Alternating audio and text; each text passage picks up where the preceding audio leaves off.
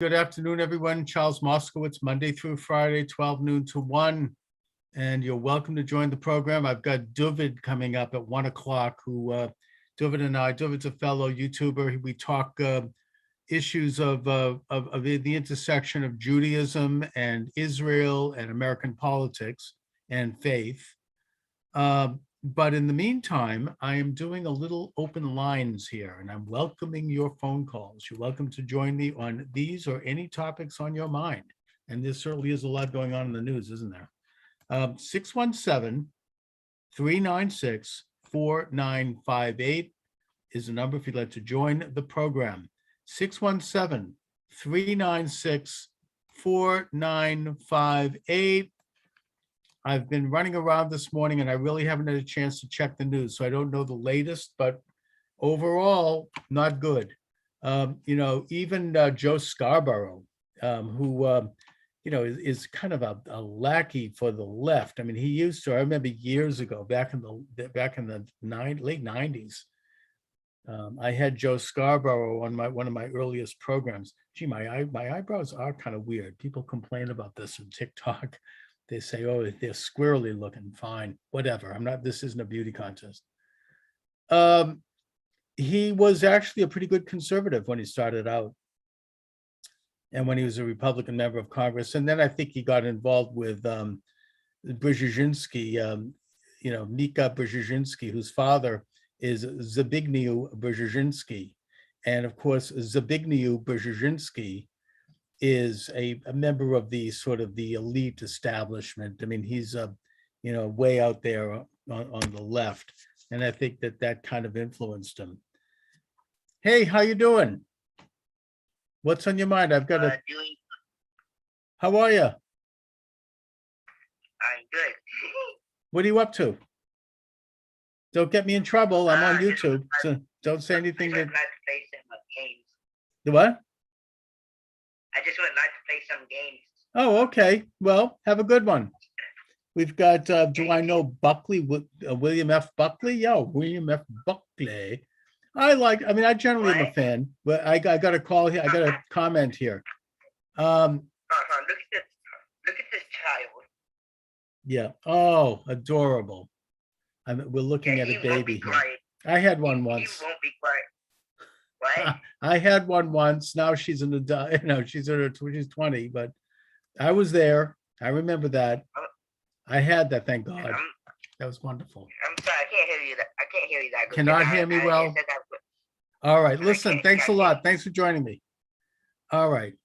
Anyway, so Scarborough is talking about political issues now coming from the left and coming from the Democrats, and he notes that the Democratic Party and Democratic candidates are in big trouble, especially as we approach the midterm, mainly because the present regime, however it got there, has been a complete and utter failure. And again, this is according to Scarborough, who says that if you take a look at the world, we're not safe. We've had a terrible and abject surrender in Afghanistan, where not only tens of thousands of Americans and friends of America are trapped by this really bloodthirsty and backward regime. And, we did nothing to help get them out, not to mention American military materiel, Black Hawk helicopters. You had, tanks and everything else, all left behind, and now all going into the hands of the Chinese communists and Russia.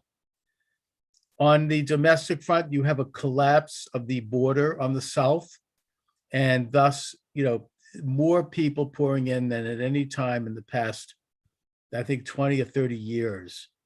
And given that, combined with the takeover of Afghanistan by the radical Islamists, what's to stop them from crossing the border? It's completely unregulated, not to mention fentanyl coming in from China, not to mention drug trafficking, not to mention sex trafficking, not to mention unaccompanied children. It is a human rights disaster happening right on our border. And I didn't even mention the fact that these people have not been checked for the COVID-19 virus. Never mind that. And then the third spoke on the wheel is that we're not safe on our own streets. Look, even in New York City the other day, a huge attack. Can't hear me? All right, sorry about that. I'm having some sound problems. I'm going to shut down TikTok so I can get the sound fixed here. Let me just see if I can just get, sorry about this little intrusion here, but TikTok is very important. And it's worth taking a little time to get TikTok to happen. Okay, here we go, back on TikTok. All right, thank you very much. All right, back on TikTok. Sorry about the interruption there, but I was having some sound issues. Yeah, that's much better.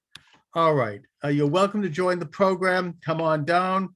The phone number is 617-396-4958. I do this live Monday through Friday, 12 noon to 1. Today at 1, I've got Dooovid coming on, so it'll be a little bit extended, possibly to 2. 617-396-4958. 617-396-4958. So I'm talking about Joe Scarborough's commentary. Internationally, complete collapse. The collapse of Afghanistan, Americans trapped in that country, at least 10,000, they say, possibly more. Not to mention American military materials, including Black Hawk helicopters and tanks and technology, all now falling into the hands of our enemies, the Communist Chinese, the Iranians, Russia, who knows. That has destabilized the world. Secondly, the collapse of the American border. People are pouring across. You've got video of this, and they're trying to suppress it. We're talking about hundreds of thousands of people unchecked, mostly men. We don't know who they are. They haven't been screened. They haven't been vetted. They could be, I think it's not unreasonable to question whether or not they might be now connected to the new and resurgent caliphate that's controlling Afghanistan. Not to mention drug cartels, sex trafficking, children crossing the border, and then either put into these new cages that Biden has built, adding to the Obama cages, or just being released to who knows who. That gets into some very dark and troubling questions about their fate, questions that I probably can't broach on YouTube. And not to mention the fact, more conventionally, that they are not checked for the coronavirus in a time when we have a pandemic. Whatever happened to people who are screaming about masks and people who yell at me because I don't put the mask on fast enough as I enter into a store? And yet talk about the southern border, nothing going on, no problem. We know about it because people have, there are whistleblowers, because you got brave reporters like Ben Berkwan at the border filming. You've got ALEXJONES at the border filming, and you see line after line of mostly men crossing the border. We don't know who they are. We don't know where they're going. And the results are going to be probably very bad for this country in terms of our safety, which brings me to the third stool on the chair, according to Joe Scarborough, and that is that we'll no longer feel safe in our cities. Just yesterday, a stabbing in 42nd Street in New York in broad daylight. You've got a rising crime across the country in our major cities. And that Joe Scarborough accurately notes that this is not good news for the Democratic Party as we approach the midterms. People are not going to forget it. That one small piece of evidence of this is that just right here in Connecticut, my backyard, I'm in Boston, you had a special election for state senate won by a Republican in a district that had voted 25% for Obama, in a very liberal district. In New York City, you've got Eric Adams, he came out against, and I think Scarborough noted this, he came out against, the anti-police movement, BLM, the defund the police, the trendy predominantly white, liberal, wealthy, supporters of Ocasio-Cortez and that crowd. And he won. And not only that, but they tried to steal it from him within a day of that victory, and they had to back off because it would have opened a whole can of worms about a few other things. So which actually augurs well. And his victory basically was in the kind of the blue collar lunch bucket Democrat districts of New York City, and plus the minorities, the Bronx, Brooklyn, Queens, Staten Island. The only place where he lost was in Manhattan, where you have the predominantly white, left-wing elitist liberals who are, quickly losing their grip. Now, they might depend on certain levels of, let's just say, electoral trickery, like ranked voting, absentee ballot, papering the House with millions of them. Maybe there'll be another pandemic, I don't know, coming up to the next election. I would not at all be surprised, which will be another excuse to paper the ballots, paper the country again, with ballots that are mailed to who knows where and filled out by who knows what. I don't want to go too far into that because we're not allowed to discuss it since the implementation of this regime. It's now verboten. And YouTube is very explicit about that. They actually say that in the language of what's allowed. You're not allowed to talk about the last election unless you say that it's wonderful and the most perfectly secure ever. So we'll leave it at that. We're not allowed to go there. Putting it aside, we're talking about a major electoral victory by Republicans that I don't think, in spite of all this kind of trickery and in all of these machinations, I honestly don't think that it can be stopped. Hi, Brett. How are you? Good. What's up in you? What's in your mind today? Yeah, where are you? No, don't tell me where you are. Just tell me what you're up to. What do you? Because we don't want to talk location. I'm in Boston, but I don't have a problem with that. Getting you ready for school, or all right? He's gone. 61 here. You're welcome to join the program, of course. 617-396-4958. 617-496-3958. I want to bring up a topic that it's not new. It's been around a while, but I think that it's troubling under the present atmosphere. And that is United Nations facilities and possibly United Nations forces stationed in the United States. I just started to look into this, and I'll have more information about it in the coming days. But I did a little cursory research this morning because I had heard that what sounded to me like a conspiracy theory, which is that the United Nations troops are in Utah. And I looked into that, and I found that it's not necessarily United Nations troops, although it may be, we don't know. But the fact of the matter is that the United Nations has taken over, or has been given power over, a significant building complex in Salt Lake City. They were given it by Utah officials who surrendered it, in my opinion. And that a reporter recently went to that building to ask questions and was told that they could not go in, they couldn't film because it was UN territory. And as such, it was sovereign territory outside of the control of the United States. In other words, it is assuming the same diplomatic power as an international embassy.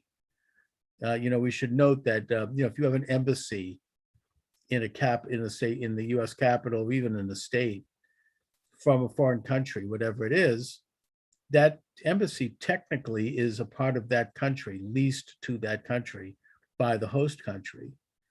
And that as such, it has diplomatic immunity within its confines. Well, apparently the United Nations has been granted that kind of immunity, as if the United Nations is itself a sovereign country, which it's not. And that the United Nations, using that sovereignty, is establishing operations in American cities. in this case, Salt Lake City. Now, the reporter was told not to come in and further research. And again, I am just beginning to research this. So I'm only talking about some preliminary work I've done. And I hope that if anyone has information about it, they contact me. You can certainly call the program, by the way, 617-396-4958, 617-396-4958. That this particular office in Salt Lake City is having an enormous influence on the laws that are being crafted in the state of Utah.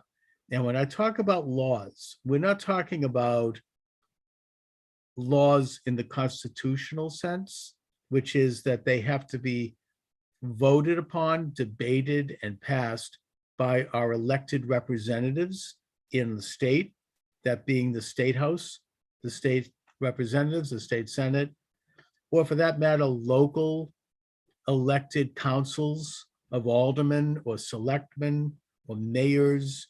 You know, we have a process, a constitutional process in this country by which it is only those legislative bodies that are allowed under our Constitution to make laws, and that the laws that they make need to be in accord with the constitutions of the states and with the federal Constitution. And if they're not, they can be challenged by citizens who have been harmed by them and brought to the court system, the third branch of government, state or federal, where they can be adjudicated and deemed unconstitutional and thrown out if they in fact are. The fact of the matter is that, and this is our system of government, these are our balance of powers. It's the system of checks and balances.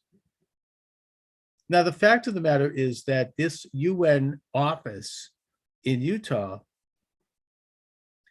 apparently, and again, I need to do more deep research on it, and I'm going to, but I just came across this just came across my desk this morning, and I haven't had a lot of time today. But apparently, they are doing what Agenda 21 is doing, and that is that they're making laws by directive. They call them something else. They do it through these various agencies that are set up on the state and local level. Now, the way Agenda 21 works, and it was a byproduct of the Rio Conference of the 1990s endorsed by Al Gore, which allegedly was to deal with environmental emergencies and global warming at the time, which they now call climate change, that the strategy put forth by this Rio Conference was what they called Agenda 21. Now, 21 stands for 2021. That's the year we're in right now. And the idea was to, rather than get special laws restricting environment, restricting private property, restricting rights, rather than try to get those laws passed through state legislators, through local city councils, which is the constitutional way to do it, because they recognize that many of these laws are not going to be popular, that they should not see the light of day, because if they did, they'd be rejected. Instead, they would get a person appointed in that local community who was part of this Agenda 21, or they would set up some kind of a shadowy local nonprofit organization that would be under the auspices of Agenda 21. And that these shadowy organizations working with local city councils and states, or these appointed officials, so-called environmental experts, however, whatever they call them, appointed by local communities or state officials, would be empowered to make laws as opposed to the way it's supposed to be done, which is by public debate and public vote. And they could do so in secret. They could do so calling them directives, points, initiatives. I mean, they have all these different euphemisms, but they are what they are. They're laws, and that's what they're doing. And that's what's been going on since the mid-90s, when this Agenda 21 started to worm its way into American cities and states. And do things like create pristine nature, which is now causing the forest fires in the West, or, green zones, which they hope to connect up all over the country. There's other things they're involved in, none of it good.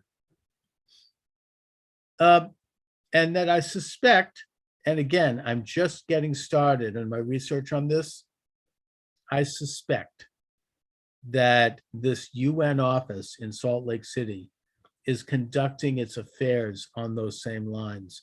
This is also what these so-called NGOs are all about.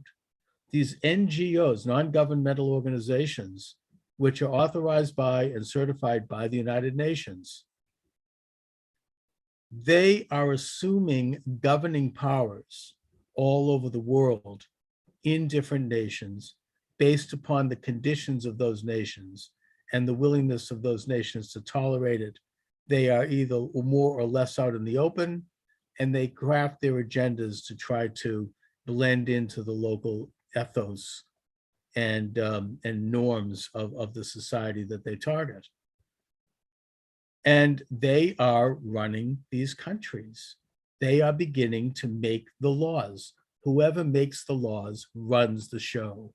That's why we have a democratic system within a Republican government, because the people that are to make the laws are the citizens of that state and of that community who have a vested interest in those laws, because they have a vested interest in determining the course of their own lives and their own destinies. And that's why they elect people to make those laws, because those people represent their particular views.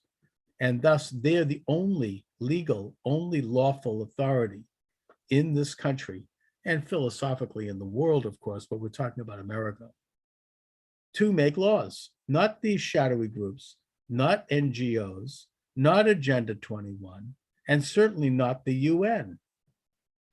And so the fact that this office has taken such a position of influence in Salt Lake City tells me that they are probably beginning to run that state. And I want to know where else this is happening in this country right now. I think that with the new regime in place, I want to know, I don't want to go in too far into this because I've heard a little bit about this. So let's just say that there has been some interface, some interaction between the United Nations itself, possibly between these offices, maybe including the Salt Lake City office, and some of these election organizations, these so-called election, quote, integrity groups. In fact, there's one that's called the Election Group. I want to know what that is, because I want to know if they had any influence on the last election and what that influence was. I want to know if there's any intersection between them and, let's say broadly, electronic voting. Okay, let's leave it at that. Were they interfering? Were they interfacing? How much money was involved? Who financed this? Where did the money come from? Was it American or foreign? And all of that. The fact of the matter is, though, that we are in a very dangerous time, because the regime that they appear to have supported and appear to support, again, I want to be careful here because this is YouTube, is in power. They are in power. I mean, Joe Biden is the president of the United States. He was inaugurated. Kamala Harris is the vice president of the United States. She was inaugurated. All right, that's our government. So they're in power. And given the propensity that they may have toward this agenda, and given recent public statements, I'll mention one, and that is by Secretary of State Blinken, Tony Blinken, who said that he was okay with a standing UN task force, quote, army, in other words, entering into the United States because of the fact that we have to deal with what he refers to as systemic racism, right? We need to have the UN come in now all of a sudden because we're so racist, because we got something against Black people, which is absolute crap, by the way. Even if we did, we don't need the United Nations coming in and telling us how to conduct our affairs in that regard. And even if this country were systemically racist, which I don't believe it is it at the level where you need to have a foreign army come in and start occupying the country? Is that really what we need? Is that going to help? First of all, would that help anything? Would that improve race relations? I don't think so. So given those propensities, which are public, do I like Liz Cheney? This is from TikTok. Yeah, I think Cheney is part of the what we euphemistically would call the Eastern Seaboard liberal establishment. These are the same people that got us embroiled into the war in Afghanistan, which was just internationalist, nation building. And if there's one thing good that could come out of the collapse of that government, and by the way, I think everyone supported leaving that country. The only question is, how should it have been done? The way it was done by Biden actually not only is a disaster in and of itself, in that it leaves Americans in the field, men and women who could be raped and who could be put into slavery, men who could be beheaded. These are American citizens, not to mention American friends, people who worked with us for 20 years, just left them in the field. But in the broader geopolitical sense, it shows a collapse of the internationalist, globalist, collectivist, illuminated world order, and the effectless and rudderless ability to control the world. This is a loss for them, which is, in the one sense, I don't support the Taliban, I don't support radical Islam, hardly. But in the real sense, whether we like them or not, it shows that sovereign people are going to assert their sovereignty.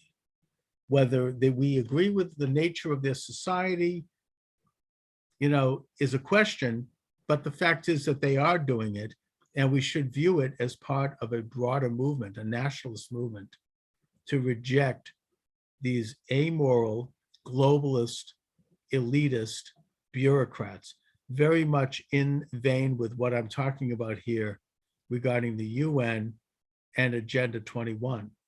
They are trying to transfer governing authority from the people and their elected representatives to these amorphous, faceless, bloodless, amoral, internationalist, psychotic egomaniacs. Yeah, Cheney is just like her father, pure evil. I agree with that. Anyway, you're welcome to join the conversation. I mean, you can certainly text me something on TikTok and I will respond to it if it's within reason of community standards. Or you can call 617-396-4958, 617-396-4958. Okay, it looks like we have, nope, we lost him. Somebody from TikTok wanted to join me. So I hope that people can bring me up to speed on information around this office of the UN in Salt Lake City.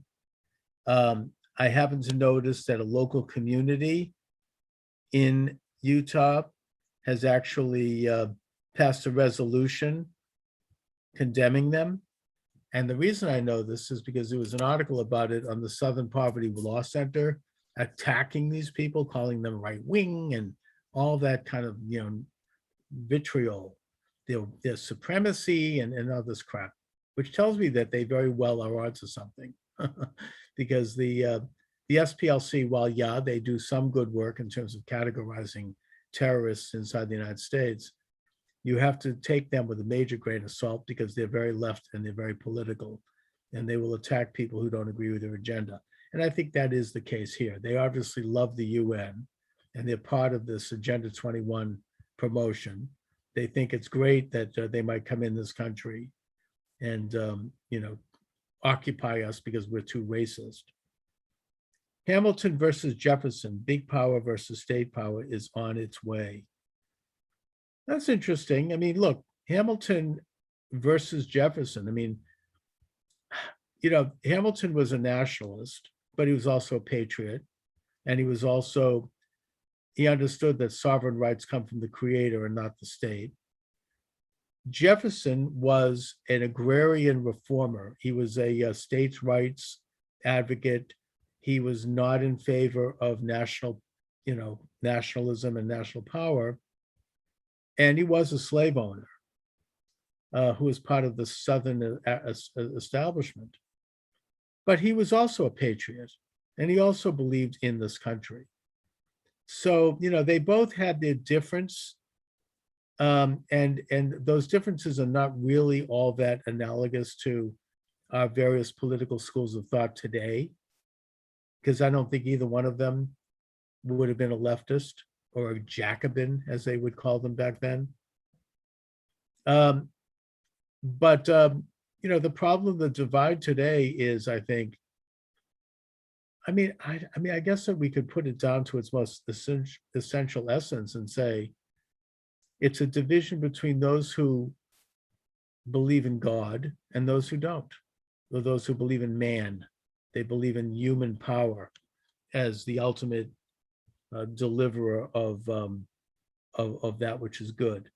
They don't believe that there is a reality outside of what we perceive, that there's a creation, that the Lord God created the universe and has separated himself from it by doing so, and that this is a divine event. Instead, they believe that man can control the universe, that when they say man, it's a euphemism for themselves, this tiny clique of people who think that they're enlightened and who are usually part of some secretive society that promotes that.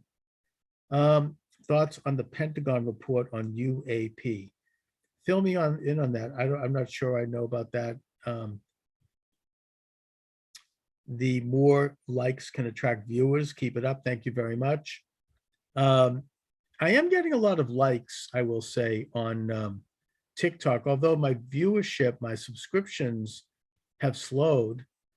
I mean, I've got, I think, 26,000, a little over 26,000. I've been told by people who know how this works that if I wasn't being shadow banned by TikTok, I'd probably have 226,000 by now. But however it works, I'm grateful that I'm there. I'm grateful that I have some influence. I've got some following, and my strategy, frankly, is to do this live stream as long as they let me, Monday through Friday from 12 to 1 live. I'm also doing it live on YouTube. And by the way, YouTube is also shadow banning me. I've got, it hasn't been much movement there in terms of new subscribers. I've got 3,000, a little over 3,000, about 3,090 last I checked. And I've been told by people who understand how that works that would have been gone through the roof a long time ago if I wasn't being shadow banned on YouTube and being penalized at times. They've taken videos down. I've gotten a few strikes, and I never know whether or not I'm going to be there when I wake up the next morning and look at it. Same thing with TikTok. I mean, the TikTok live stream has been stricken down regularly, and videos have been taken down. So I guess what I would suggest, if you want to help my efforts here, is to subscribe to my YouTube channel and subscribe to my TikTok channel. The YouTube channel is Charles Moscowitz Live. And also check out my books. My books are available at Amazon Books. I've got almost 20 books covering a lot of different topics, some published, some self-published. And my latest book is doing fairly well. I'm going to hold it up because I am self-sponsored. That is The Satanic Conspiracy, The Spectre Haunting Mankind. Let me just make sure you see my name there, Charles Moscowitz. And let me hold it up for TikTok.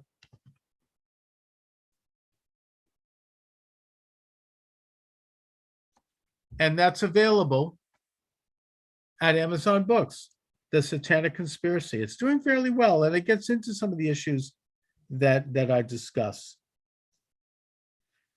Okay, the Pentagon released a report on UAP UFO. You know something? I am very skeptical, to put it mildly, on questions of UFO and aliens from outer space. I generally don't go there. I'm not a believer in that. Now, if I can see some evidence to the contrary, then I certainly would consider it. I've avoided that topic for years on my radio program. I remember I had a guest on who insisted to me, he just continued to hector me to get him on the show. So eventually he was such a pain in the neck, I finally said, fine, come on the show. So he comes on the show and he makes these sensational statements about UFO landings in Colorado, and that he's, they're there, and that the spaceships and this and that. And my response was, look, I'm not going to go along with this unless you can show me proof. Send me an airplane ticket to Denver and back, meet me at the airport, take me to the site where the spaceship are, and show me them. And, let me see this, or let me experience this myself. Then I'll believe it. And of course, he then finally admitted, after a lot of kind of hemming and hawing, that he hadn't actually seen it himself. So I'm just very skeptical about this. The Iron Mountain Report, which was published in the late 1960s, and which was part of the Hudson Institute. It was a think tank that deliberated for, I think, a number of years. It was headed up by Harvard economist John Kenneth Galbraith. They came to the conclusion that the best way to institute world government and world socialism, or whatever they want to call it, was to either scare the crap out of everyone in the world through the concept of climate change, that we're going to all burn to a crisp or freeze to death because of man-made climate change, and that therefore we had to surrender our rights, our sovereignty, so that these brilliant elitists could solve the problem. And by the way, they seek population control. I don't think there's any question about that. And that's a subject that I need to tread carefully on, because again, this is YouTube and that's taboo. The other solution they had was aliens from outer space. The whole world will become shocked and horrified and appalled and frightened, and we would surrender our sovereignty to help confront this problem. So once the report was published, there was a lot of kind of backpedaling and, oh, this is just a joke, this was the fiction, and blah, blah, blah, blah. We'll see. The point is that I don't accept these kinds of fear-mongering ideas so quickly, including climate change. This kind of henny penny, the sky is falling, Chicken Little. No. Is there climate change? Probably, but I don't believe it's something that's happening so urgently. I think it's something that's happening over hundreds of years, and that the solution to it is technologies that work, not technologies that actually can make matters worse, and that we can approach it with probity, with care, and with sanity, and in a manner that doesn't compromise our way of life and our economy. Having said this, I actually tend to be a bit on the green side when it comes to the environment. I don't think it's a good idea to create so much plastic. I don't think it's necessary. I remember they had this high school kid come up with this claim that plastic straws are choking the oceans, and you had a big reaction nationally by like Starbucks and by other companies to get rid of plastic straws. In the case of Starbucks, they replaced them with plastic tops to the coffee cup, which are worse and which are even more environmentally damaging. But putting that aside, I'm not against the idea of reducing the use of plastic and using more biodegradable materials. I'm not against the idea of hybrid vehicles. I have one and I love it. I think it's fine. And I've reduced my gas cost by half. I'm not against those things. I think that certainly we probably could cut down a little bit on meat consumption. I don't have a lot of red meat, very rarely, actually. That's me personally. I don't think it should be mandated. But, I am kind of personally on board with a lot of these things to make the earth a little bit cleaner. I don't have a problem with that. I don't like having unelected agencies decide this. I think it's more a matter of education and personal choice, and to make those choices based on sound and apolitical knowledge, not some biased agenda. Not the climate change they're pushing. They have an agenda. I agree. Anyways, I've got Dooovid coming up shortly. And we'll see what's on his mind. You're welcome to join the program in this final part of the hour. 617-396-4958. 617-396-4958. One of the periodicals that I read every day and I recommend is the Gateway Pundit. They have incredible people doing incredible work. They've been around for a long time, and they're doing a great job of analyzing the last election. Let's just put it that way. Again, I want to be careful here. They have a good article up here about critical race theory. I'm studying that, and let me comment briefly, because this has actually come up in my sociology course this year. Critical race theory is not looking at real problems such as racial disparities in this country, which is real, in a way that would be constructive, like how do we help the economy so people can take part in jobs and get trained and get employed and earn living and pick themselves up? How do we improve, for example, minority faith in God and in their churches and in their religious organizations? How do we improve education so that people can learn how to think cognitively and read properly using phonics, and understand our constitutional system and understand how to basically develop themselves as individuals in America? No. Critical race theory wants to tear down the entire system. They are communists. This is just a repackaging of the communist idea that somehow the very existence of our free market system in the context of a republic is inherently racist and has to be thrown out. It's a lie. And it's hurting Black people more than anyone. They want to replace that system with a communist system. It's that simple, where everybody becomes de facto equal, where we develop a worldwide ant colony, where we become one gigantic fused brain.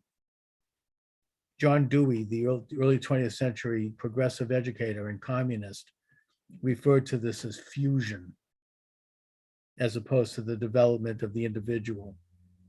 Check out Mark Robinson on critical race.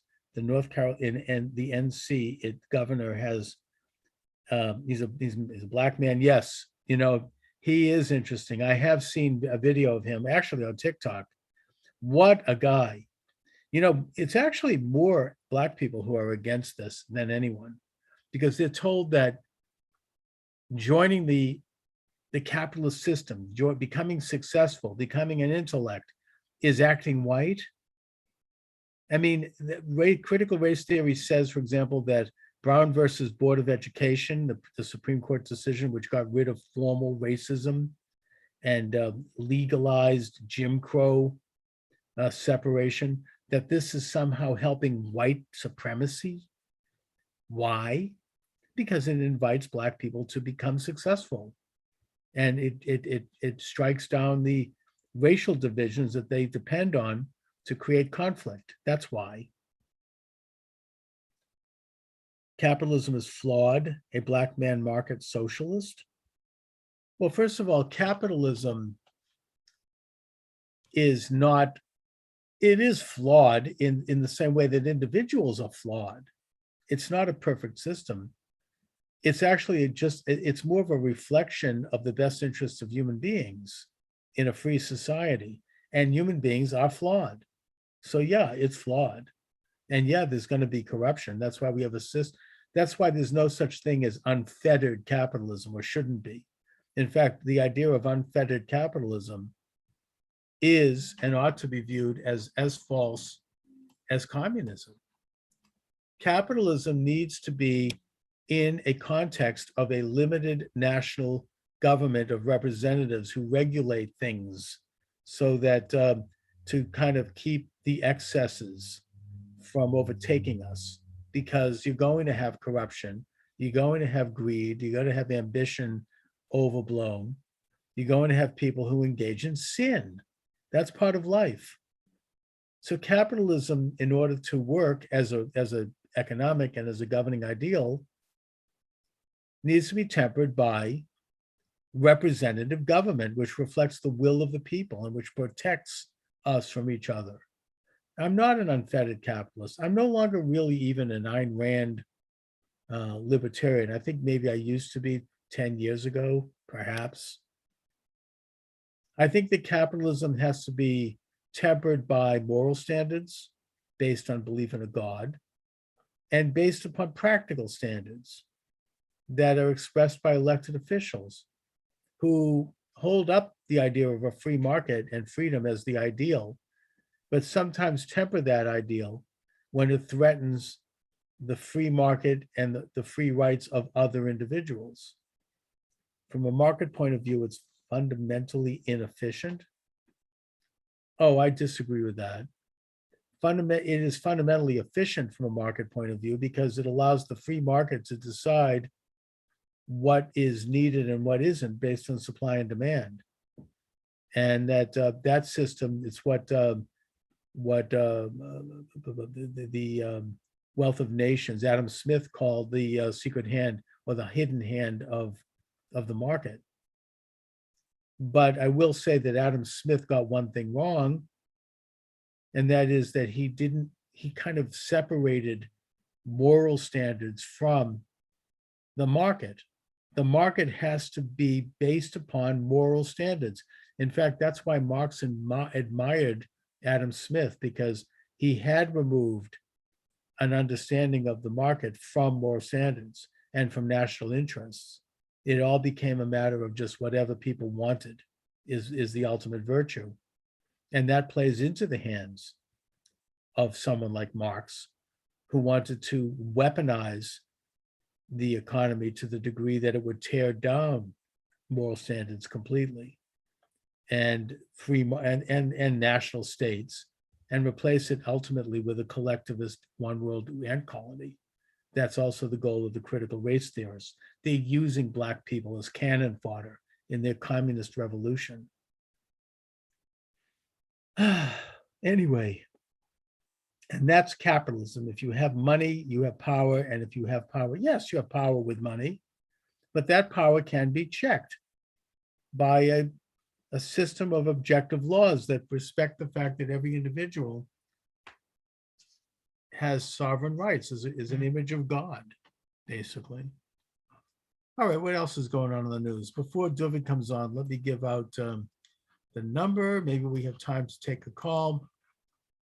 617-396-4958. 617-396-4958. What is my thoughts on Freemasons? I actually include a portion of my book on that topic. Let me hold the book up. The Satanic Conspiracy. You know, I am self-sponsored here, so I don't mind promoting it. It's doing pretty well too, I may add. In that I think most people who are into Freemasonry don't understand the moral implications of it, which I think are mostly bad. And they don't understand the inner workings of it because they're not high level and they're well-meaning. They go into it because they want to make business contacts. They want to make social contacts. It's something that kind of replaces religion, quite frankly, in that they have stuff for the kids to do and they have stuff for women to do and they've got clubs. I mean, my father was briefly a Mason. He never liked it and he dropped out of it, but he was into it because my grandfather, my late grandfather, my mother's father, was staunchly into Masonry. And, I don't know if he ever attained a high degree, but I do recall that at his funeral, there was a Masonic ritual and there was like a sword march and other stuff. And I think that the motivation there was just to make business contact, make social contact, be part of a community. But I think at its core, it's not good. It's secretive.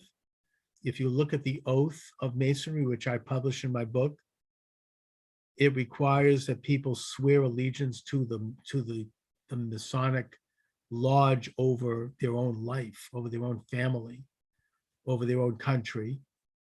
And that if they violate that trust, they can have their bodies ripped apart and their bowels destroyed. I mean, it's just really blood-curdling stuff going on. It's a terrible oath.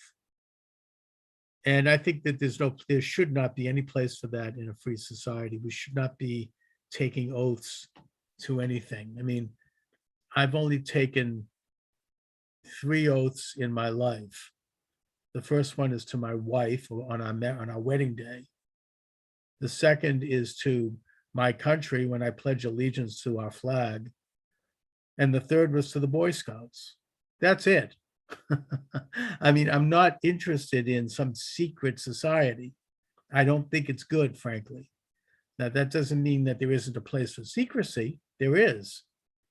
But we should take a very jaundiced eye to secret societies, because when you're loyal to that society over your country, over all else, and to your fellow Mason, that creates de facto a secret government. And that's troubling.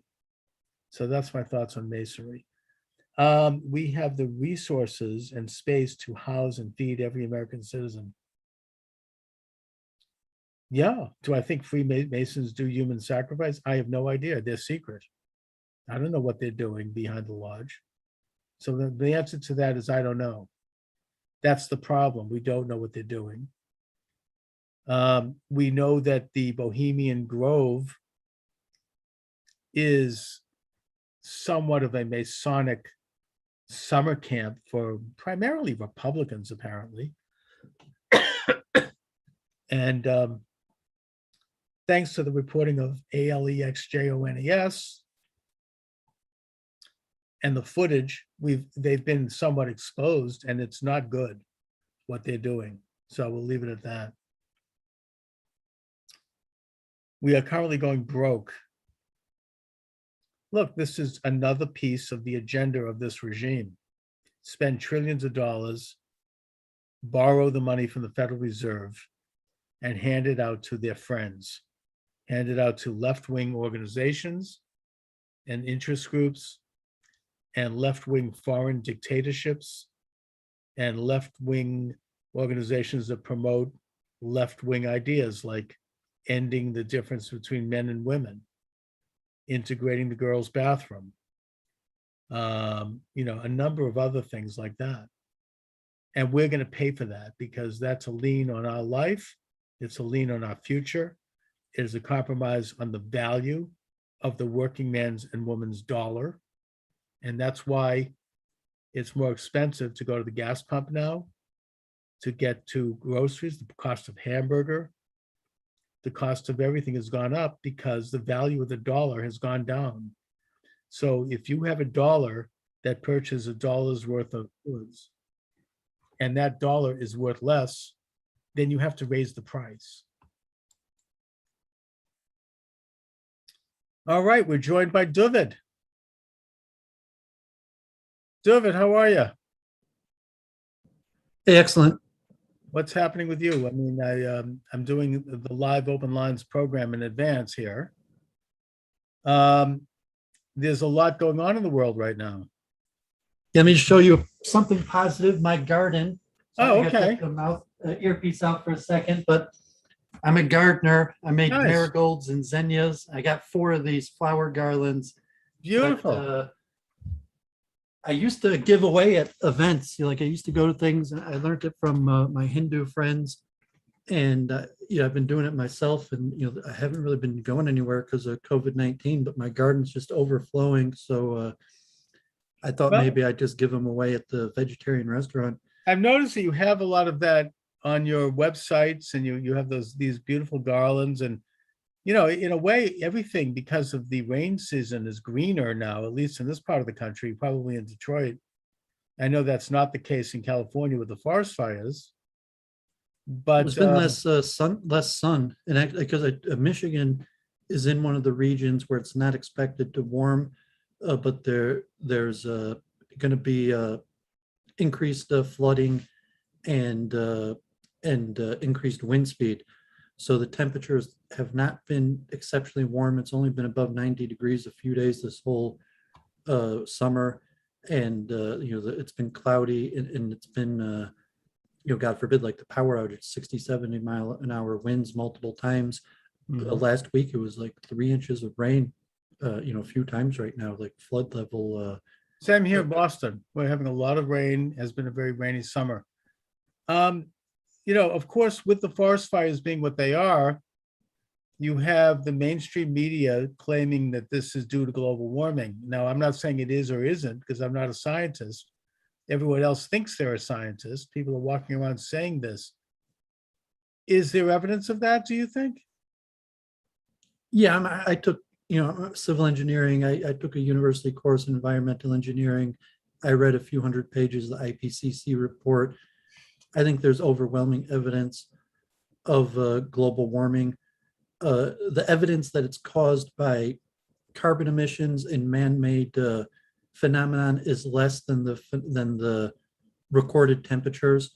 Like if you're looking at recorded temperatures, people have been recording temperatures for over 100 years.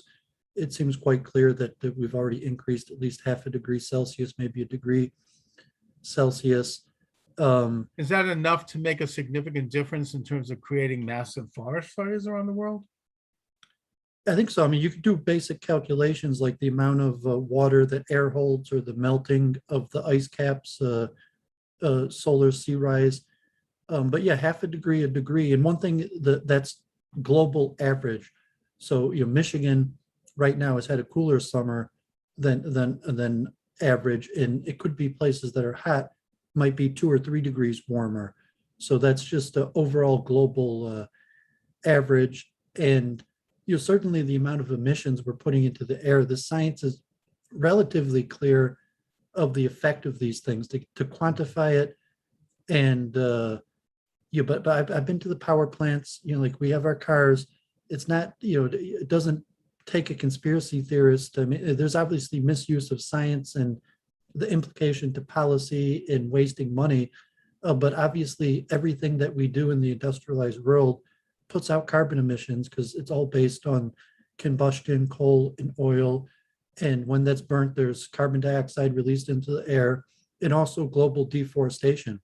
That we have the maps, and we know what used to be forest, and just the basic chemistry that trees and plants in general take in carbon dioxide and release oxygen in the photosynthesis process. So there's been hundreds of thousands of square miles, maybe even millions of square miles of deforestation. So the balance, I would say the evidence is overwhelming, and the evidence is significant that it's caused by industrialization, specifically carbon emissions coupled by deforestation. Okay, although, I mean, I think that this nation and North America generally is more forested today than it was at the time when the Pilgrims came to America, because the Native Americans engaged in slash and burn technique to hunt, and when they arrived in Boston and they arrived in Plymouth, they found that there were a lot of meadows. So, I Just mean, the again, population numbers of, the Yeah. estimates of how many Native Americans they were, that I doubt it. Like, even if they did do that well, like, for stuff, example, in Boston, if you go to some of these forests, which ring the city of Boston, well, maybe in Boston, but I'm saying, because and in obviously upstate, Native Americans would Well, have what- lived what in you the most find is fertile you- places. But yeah, I mean, but across the whole globe, across the whole continental US, there just wasn't a big enough population of Native No, Americans. but they did the slash and burn, and I'm not saying this to criticize them. I'm simply saying it as a matter of history. And that if you go to some of these forests in Boston, you'll find in the middle of the densest part of the forest, you'll find like walls made out of granite blocks, because they used to be farms, because they were developed, because they were not forested. So forests have been on the increase.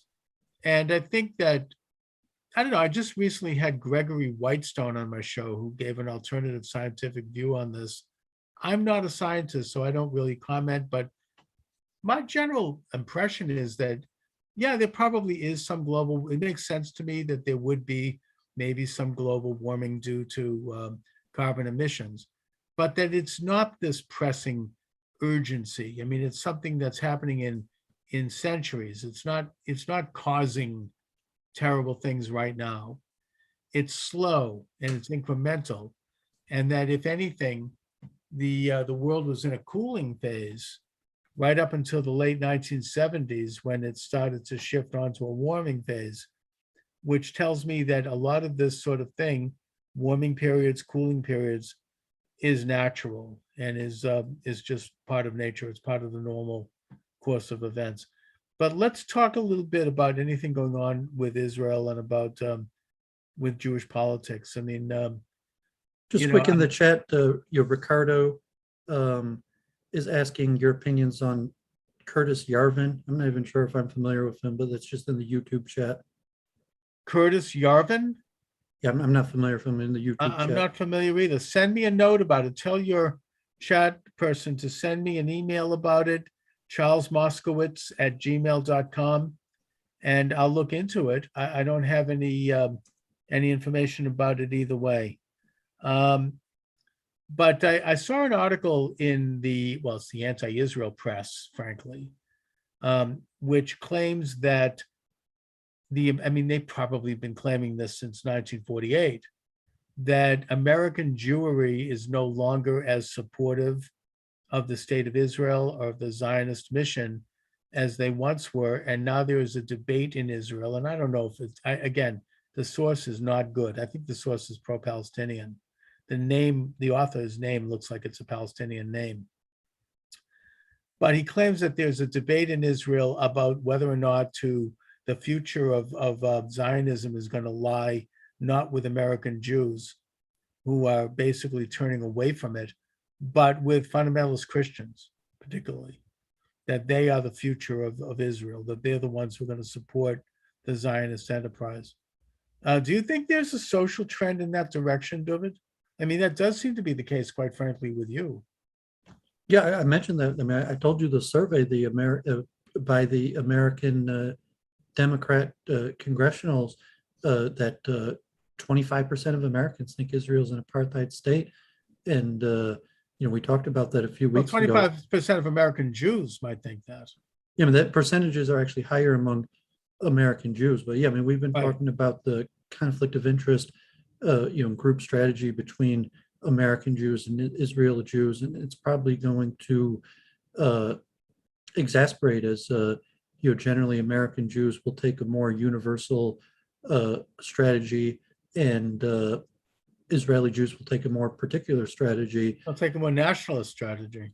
Yeah, American Jews have become further to the left, I think, since probably the early part of the 20th century, the development of the Jewish establishment, if you will, the Jewish Federation, the ADL, the American Jewish Committee, the American Jewish Congress.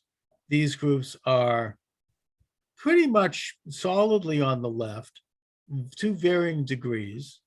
They are where the money is in terms of Jewish contributions and Jewish millionaires, who also tend to be on the left.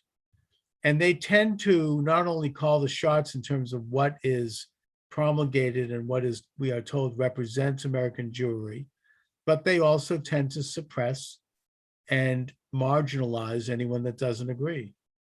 And Yeah, I think just that's put having an basic effect. kind of look forward to informed, you just as a minority, group strategy points or you usually causes people to act in a certain way as opposed to a majority. So in Israel, where Jews are a majority, want to keep that way, it causes the overall group strategy of Israelis to be nationalistic in particular. And in America, where we're a minority, it causes the overall group strategy of us to be universal and act in the interest as of protecting ourselves as a minority.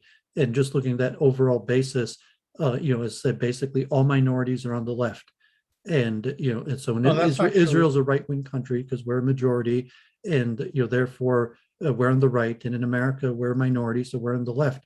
I don't accept that paradigm, because I don't think that all minorities are on the left. I don't think, for example, the Cubans are on the left. I don't think the Vietnamese are on the left. I don't think Asians generally are on the left. They tend to actually be more on the right. Russians are not on the left. It depends on the minority group, and it depends on their, in a way, whether their power structure is on the left, which is very similar to the Jewish power structure, which is on the left. When the critical race theory it's dependent upon a white identity that you're Jews, Cubans, or Russians. You're saying as a minority, saying for white, we're not a minority. And so you're being, no, I mean, overall, I think globally and even in America, even the Russians, Cubans, there's a lot more on the left than. I don't think so. But we've argued about this in the past. Americans have generally been pro-Israel, whether they be on the left or right, whether they be Democrat or Republican, whether they be, regardless of their ethnic background. Americans have overwhelmingly been pro-Israel until recently. So I don't know if that explains it. I think there was recently. Well, you're inaccurate. I was saying before World War II, the majority of the Jewish establishment wasn't pro-Israel. Well, that's before Israel. Even into the 50s, even in the first 10 years of Israel, the before majority of Jewish institutions before weren't for not even till 48, really till 67. You probably don't have the precipice of the majority of American Jews being pro-Israel. No, okay. I mean, look, the reform movement was not until after 67. They were officially against it. Even most of the major American Jewish organizations till 67 weren't even pro-Israel. Yeah, maybe up till 67 that changed. I agree. But the point is that Americans across the board have been generally pro-Israel. That was enhanced after 67 because of the liberation of Jerusalem. My question is, what's going on now? Now, there was recently a survey among the Democratic Party. Republicans are very pro-Israel. I mean, I think it was like 80%. Whereas in the Democratic Party, and this was done, I think, before. You're not accepting my very simple answer, just diverging group strategy that as Israel is a Jewish majority country, because you don't accept my premise that being a minority tends to put us on the left. No, I don't. Even though you have a few exceptions, but I don't accept that. That seems largely explanatory. That Israel is a majority Jewish country, tends towards nationalism, and American Jews as a minority tends towards universal liberal pushing for policy, and therefore there's became a very hard direct conflict between the group strategy of American Jews and Israeli Jews. No, I don't accept the premise, because I think that the minority establishments are left and that they hold the high ground in terms of what their particular group thinks. Like the establishment in the African American community is left. People like Jesse Jackson and Al Sharpton and the NAACP and these other groups, just like the establishment Jewish is on the left. But it does not necessarily reflect the regular people. You need acceptance to participate. So in America, just to say, as a minority, I need to be part of the American society for me to even participate. Right. And so if the right, you say, is majority white and Christian, and I have no footing, I'm not the white or Christian. So for me to get up and be on the right is very difficult, because at first I need footing, even if We're the talking about the conservative, Jewish right. and even we're if talking about black ideology, right. I'm not talking just about to the white say right. I can't be part of the majority because of fundamental identity issues Yeah, like but being a Dooovid, I'm Jew talking or about not being white. I'm talking about the black right, the Jewish right, the Hispanic right. I'm not talking about the white right. Now, now I would contend that it is true that the establishment in the Jewish community and in many of these other minority communities is on the left. And the fact is that that is where the power is. They have the money, they've got the financial backing, they certainly have the support of what we might euphemistically call the Eastern Seaboard liberal establishment. So they can hand out the goodies, they can hand out the rewards to people if they genuflect to the left, and they can penalize people who don't. I can speak to this. In my own synagogue, I can speak to this. I have people, because I'm very publicly on the right, I've been a candidate for Congress. I can't hide that, nor do I choose to hide it. And they come up to me and they say, Chuck, we're with you, but don't tell anybody, because they'll be penalized. You could hurt your job opportunities. You can hurt your family dynamic. You could end up, people get divorced over this. So people's children no longer want to talk to them over this. And so there's an enormous amount of social pressure to conform. And I think that in the case of younger people, when you go into college, you have an enormous amount of pressure to conform to the left. And if you don't, you can be hurt. You can be penalized, not just socially in terms of not getting invited to the fun parties and having dates, but in terms of your academic record, in terms of your potential to have a career. And when you're in there and you got a parent that's spending 60 grand a year to get you there, you don't want to jeopardize that. So you genuflect to the left. Now, whether or not, I think a lot of this happens subconsciously. I don't think people say to themselves, but I think people get the message when they see that the left are the happy people, the successful people who are smiling and who are getting rewards and getting idolized. And they see that somebody who defies that left is trotted out for an auto da fe every so often.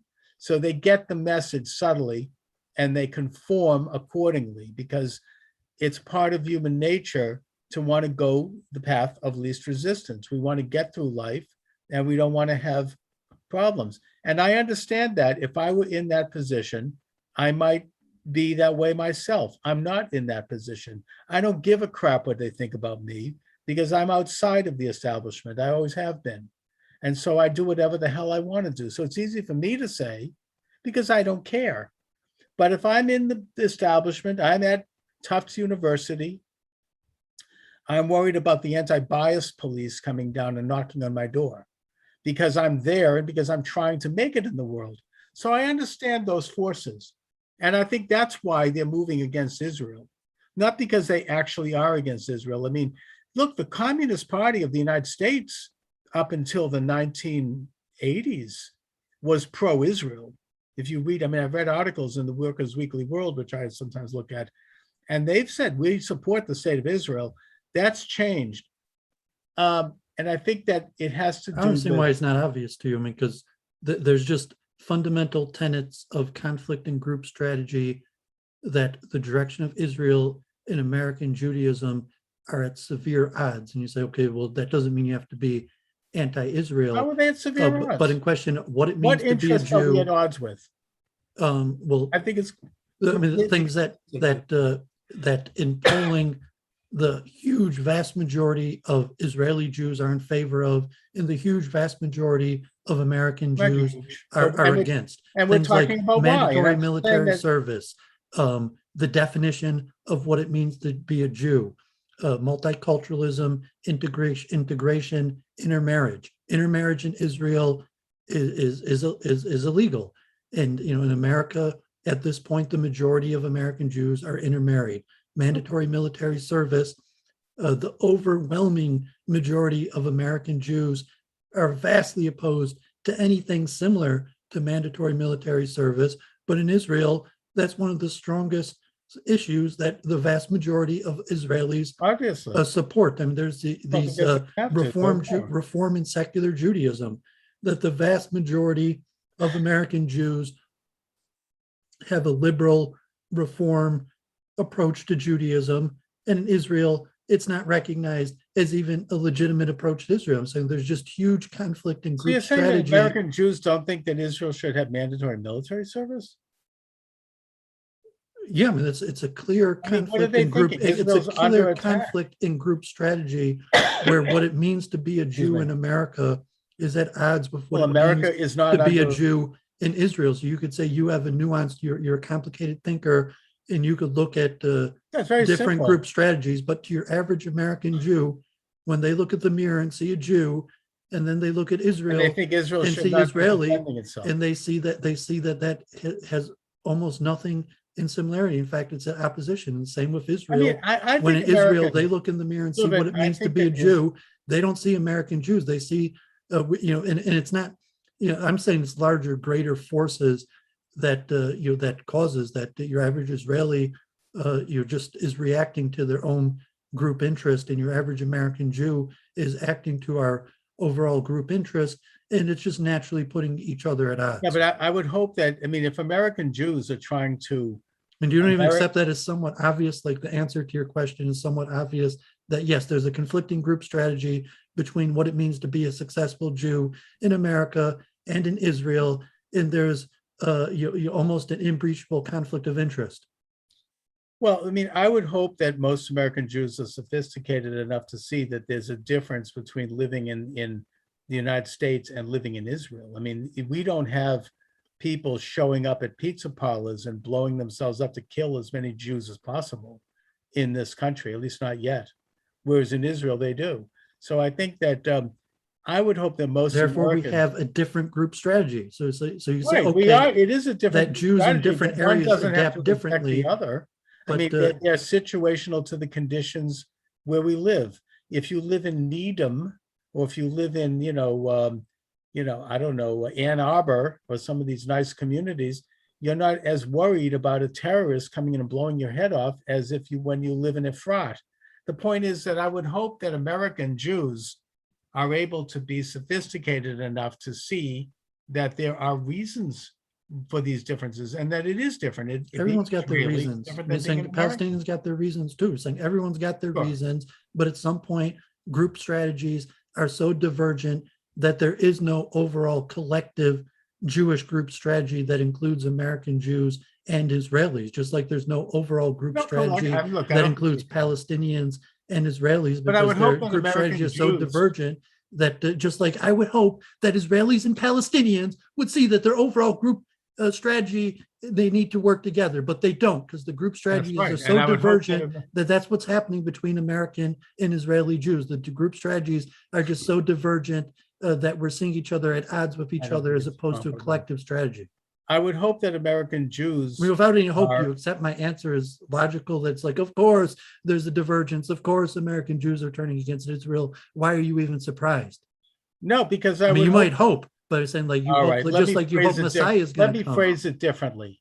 If people were sane as American Jews, they would realize, they would support the Jewish position in the Israel-Palestine conflict out of the idea that the life of the Israeli citizen has a right to exist and the nation has a right to exist in a sovereign context. That doesn't mean that they have But to. you can't, because you got Palestinian, because my neighbors here in Detroit are Palestinians and I get along with them as equal. I go to university and to say like, how is it possible that I could get along with Palestinians here in America, but I can't get along with them together in Israel? You can get along with them in Israel as long as they recognize Israel's right to exist. But I'm as a saying you need sovereign Jewish state. segregation. So it's saying that Not you're necessarily. pushing for integration in No. multiculturalism, I am nation of immigrants. I'm pushing for them doing what most American Jews, I think, at one point did, especially after 1967, which is recognize the Israeli Jewish people's right to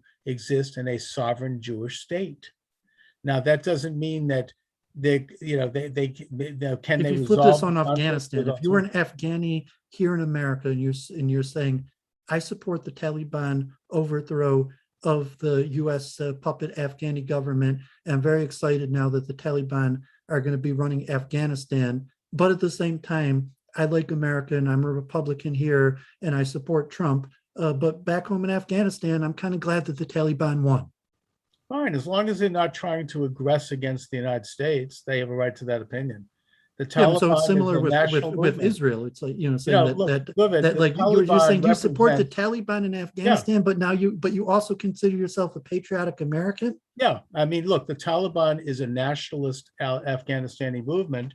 I don't think the United States should have been occupying that country for 20 years. And I think we should have done what Trump wanted to do, which was get Americans and our friends out of harm's way and let the Taliban have their sovereign nation, whether we like them or not. That is the majority people of Afghanistan, and they have a right to it. If they want to, behead men and put women in slavery, we can't really come in and stop that unless it reaches such a level of human rights abuse that the world has to do something. That's their culture. That's who they are. I think that that's what they are and who they are. If they want to aggress against the rest of the world, like as in send people in to blow up the World Trade Center, then yeah, that's war and they should be defeated on the battlefield. But if they want to run their society on those lines, that's their right as a nation. That's their nationalism. And I support their right to have a nationalist state. I don't disagree with you. I'm just saying that to me, it's logical and psychological. It makes sense that American Jews are turning against Israel. In fact, I think it's going to get worse. It You doesn't. just think your average American Jew, You're they right. don't want to be bothered with all this Israel, But it's because the and American all Jews, like, BDS and all this various stuff. And so it's easier to just turn against Israel. So that's what they're going to do. I don't think it's that they've turned against Israel. I think it's that they've turned against Judaism because they've turned against God. They've become socialists, which is Because it's in their self-interest. I mean that it's against their self-interest. Atheism, belief in the world, one world collective ant colony, that everything should be equal. Like our ancestors, dumped Orthodox Judaism largely because it was against our self-interest being Orthodox, and it was within our self-interest to take a more liberal approach to Judaism. And the same will go with supporting Israel. If it's too difficult to be an Orthodox Jew and make it in America, our ancestors dumped Orthodox Judaism and took a more liberal approach to Judaism that allowed us to integrate and be successful in America. And it'll be similar for Israel. If supporting Israel makes it too difficult to integrate and be successful in America, the majority of American Jews will turn against Israel. There's nothing complicated about it. The American ethos is similar to the Jewish ethos. In fact, it's almost identical, and that is belief in a creator of the universe and a giver of the law. And that the creator of the universe at Sinai basically directed the children of Israel to take possession of that tiny little swath of land. Also, Americans traditionally, going back to the American Revolution, support sovereign rights. And that while in Israel there is competition between two versions of that sovereign right, one of which is a Jewish state and one of which is a non-Jewish state, most Americans, Jewish and non, I think, who do support the concept of sovereignty and the concept of the nation state, recognize that the Jewish version and the Jewish claim to sovereignty in that tiny speck of land is superior to the non-Jewish claim.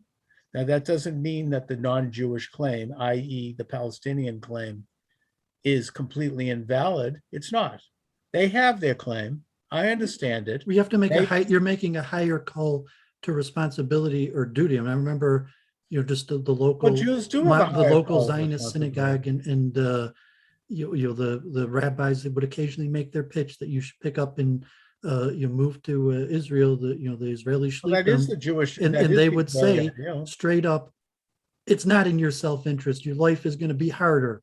You're going to have a worse standard of living. You're going to have to serve in the military, but a call towards higher duty that you should support Israel and do it anyways, even though it goes against your personal self-interest. That's right. And so I'm just saying that, yes, it's not really in the self-interest of American Jews to support Israel. Therefore, more and more American Jews are turning against Israel. If you say they should have a higher duty and a higher call to support Israel, even if it's against their self-interest, But are you making the argument that what actually I'm saying it's is- in their self-interest No, to support Israel? You're what saying I would even though it may suggest- not be in the greater self-interest, they should do it anyways. no, I agree that it's not in their self-interest to actually become literally a Zionist and go to Israel, where they would have a loss financially, economic, in every way.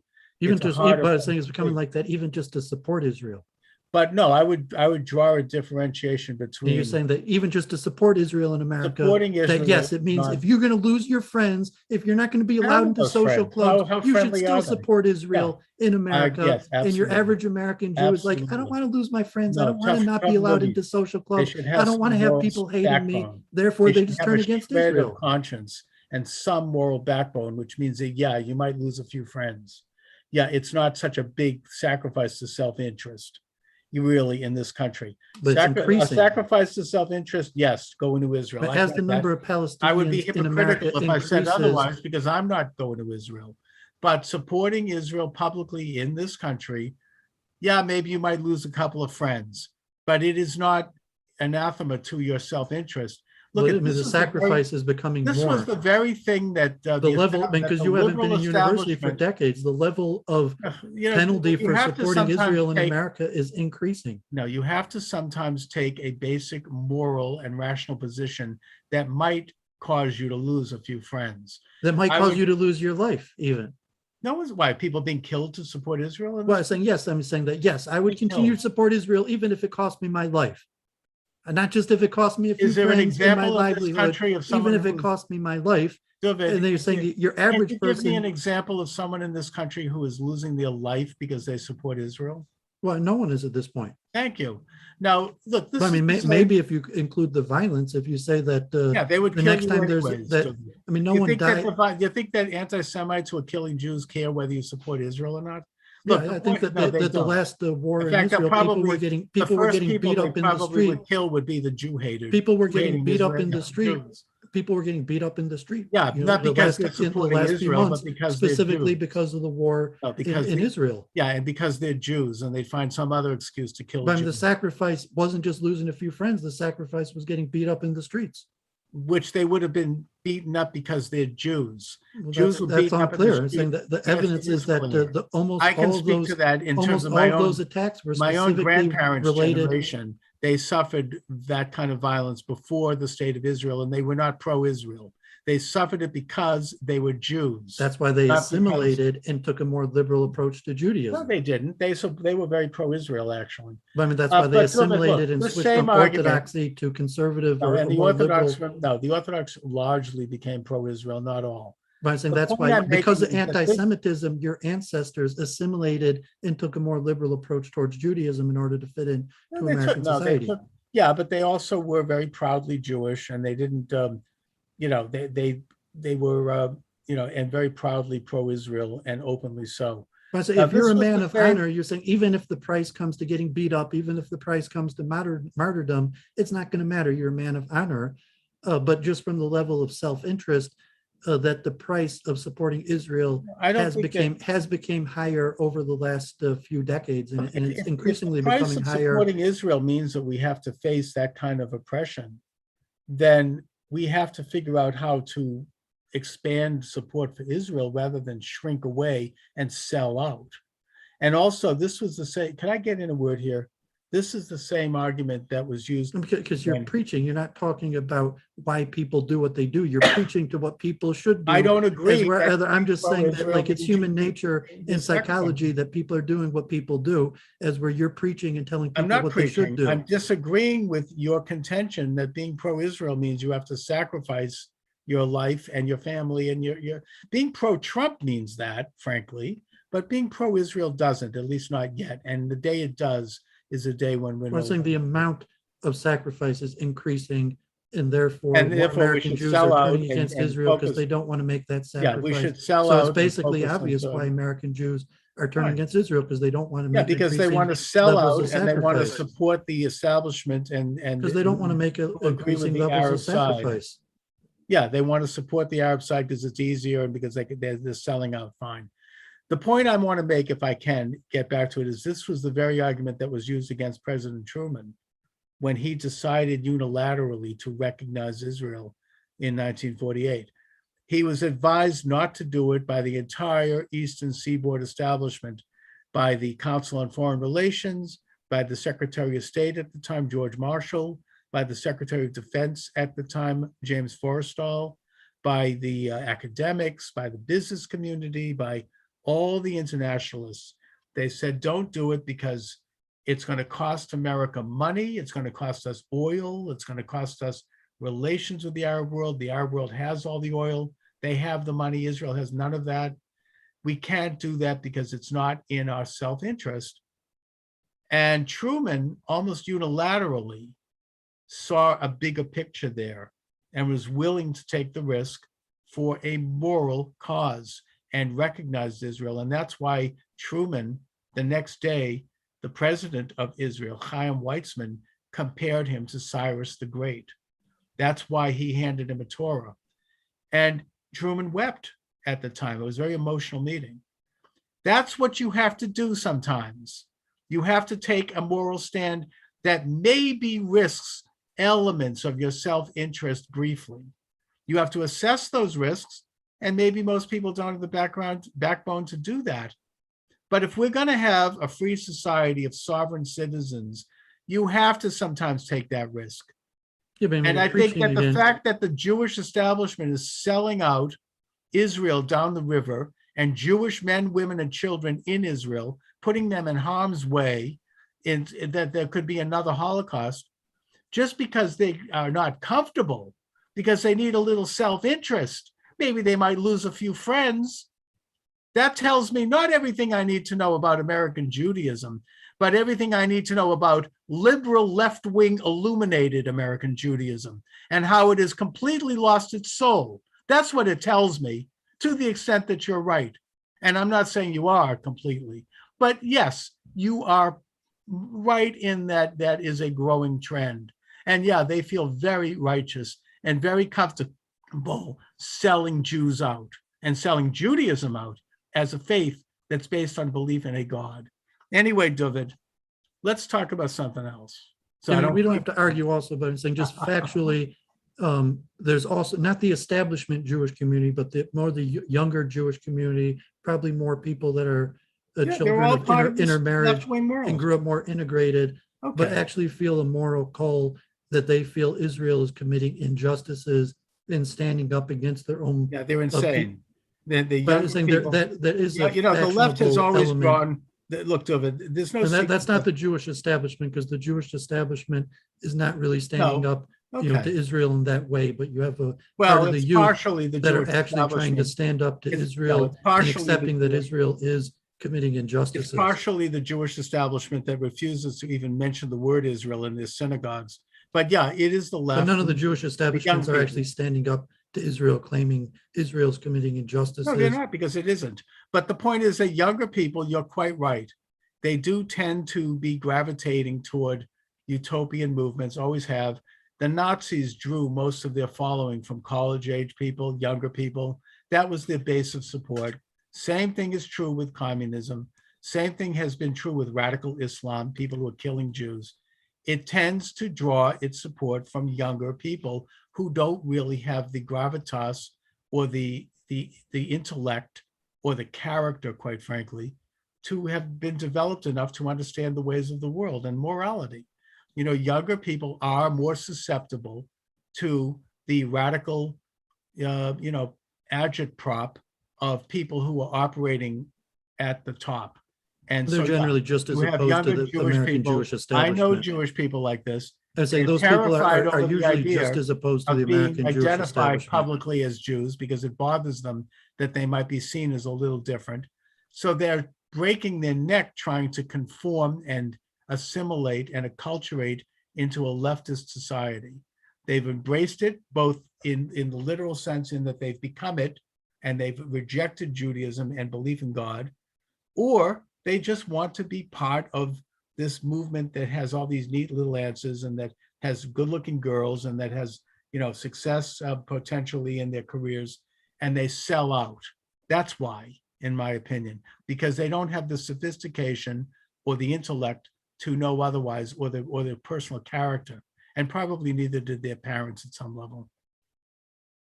Yeah, I was making the point that the younger people that are, so to say, against Israel because what they believe is committing injustices is usually just as No, they're against the not. American They're Jewish not committing establishment. injustices.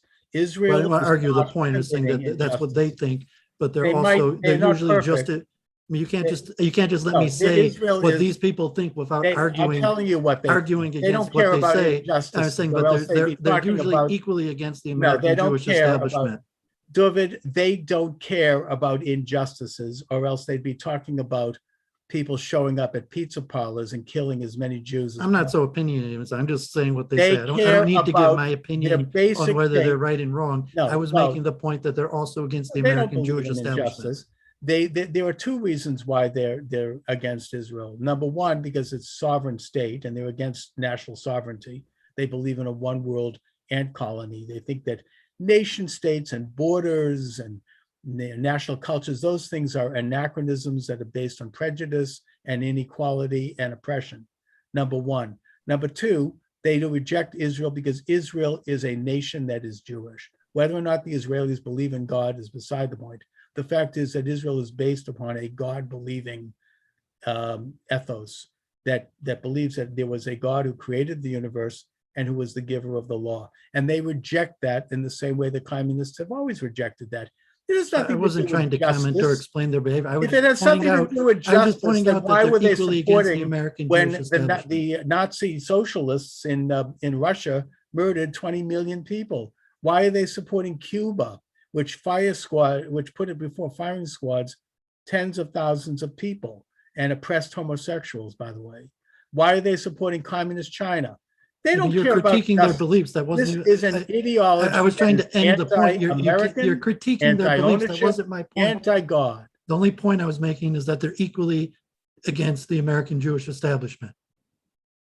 I wasn't trying to Well, critique they're their against- beliefs or explain yeah, their beliefs. that- I was they- saying that they- the ones against You know Israel something, are usually Dooovid? equally against the American Jewish Yeah, establishment. they might be. I'll Without tell getting you into what. your whole preaching about No, what all you right. think about their beliefs and why they believe. I'll tell you what, they may be against the American Jewish establishment because it's not far left enough, but the American Jewish establishment at its core is not against them. All right. Anyway, Dooovid, I kind of want to wrap it up because I want to download the show to Rumble. Should we mention Poland for a second? Because I mean, Yeah, I think please. Naftali Bennett is coming, next week. And I think it's going to be one of the bigger issues, like in the Israeli press. To me, it seemed not such a big deal, like Poland's putting a statute of limitations on Holocaust restitution. But I think it's caused like a huge diplomatic fallout. Okay. And from what I understand, Naftali Bennett coming, So Prime Naftali Minister of Bennett's Israel, going to to Warsaw? speak to Biden next week. I mean, that it's been in talks for years, but now it's officially passed into law. It passed the Polish Congress, and it was signed into law by their Prime Minister Duda. And now there's officially a statute of limitation that limits Holocaust restitution or maybe ends it. So at this point, Maybe at some point, if you had might have run its property in course already Poland and you technically, haven't got it yeah. back by now, you're never going to get it.